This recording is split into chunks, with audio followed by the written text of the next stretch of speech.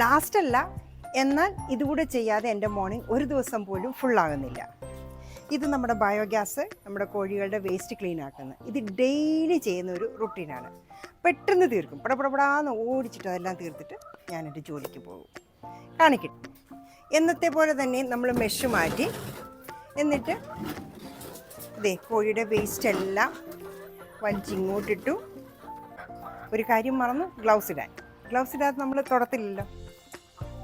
First thing ആയിട്ട് ഞാൻ ചെയ്യുന്നത് ഈ സ്ലറി ഇരിക്കുന്നത് എടുത്ത് കളയാണ്.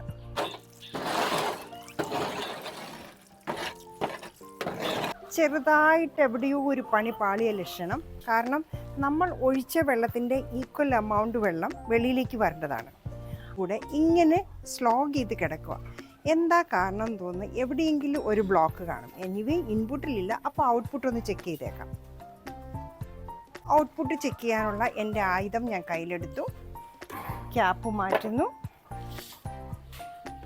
നോക്കാം എവിടെ എന്താ പറ്റിയെന്ന്.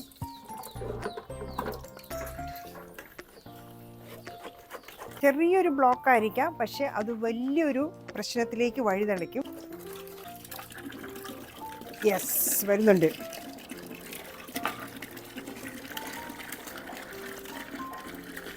ഇങ്ങനെയാണ് ബ്ലോക്ക് നീങ്ങി വെള്ളം വരുന്നത്.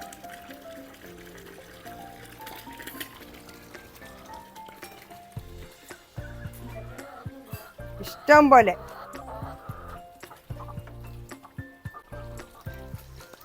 ഈ രീതിയിലാണ് വെള്ളം കുത്തി ഒഴുകുക. ഇത് എവിടെയോ എന്തോ കയറി ബ്ലോക്ക് ആയതായിരുന്നു.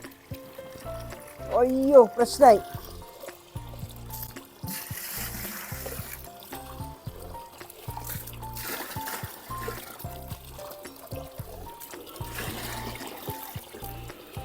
യെസ്, കുറഞ്ഞു.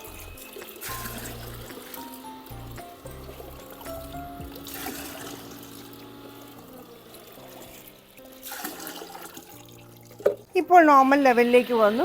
അങ്ങനെ ആ ഇഷ്യൂ സോൾവ് ആയി. ഇപ്പം ഇതേ ഇവിടെ പൂൾ ചെയ്ത് കിടന്നിരുന്ന വെള്ളവും വേസ്റ്റും എല്ലാം താന്ന് നോർമൽ ലെവലിലെത്തി. മെറ്റൽ മെഷ് എടുത്ത് തിരിച്ച് റീപ്ലേസ് ചെയ്യുക.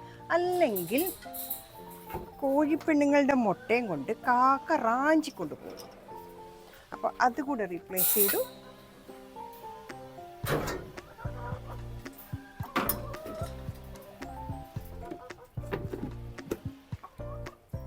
That's it for today.